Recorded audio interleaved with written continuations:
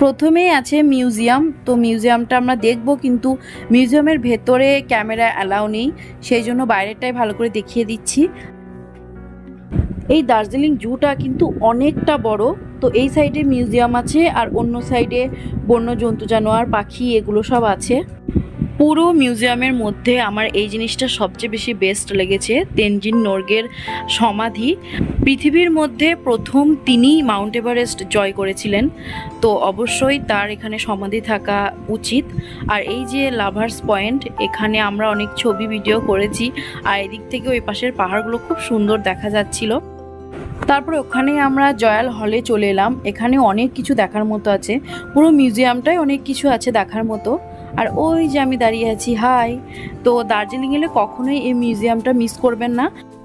এখন আমরা এই জুয়েরই অন্য সাইডে যাব, যেখানে বন্য জন্তু জানোয়ারগুলো আছে।